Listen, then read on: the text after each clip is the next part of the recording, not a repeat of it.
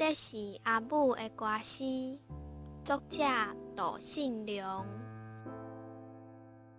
我的台语文是甲阿母做伙写的。阿母毋捌字，除了家己的名字。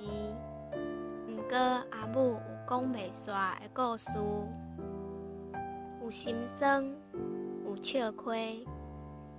我写字，伊讲古，讲过去。阮做伙回想兼记录，创作阮的歌诗。手写台语文，日后念互阿母听，写伊的过去，甲阿爸拍拼的历史，写伊青春少年时18姑娘一蕊花，写伊现处时孤孤单单。囝儿犹袂成，这是阿母的歌诗，我来写，你来念。台语文是咱共同的歌声。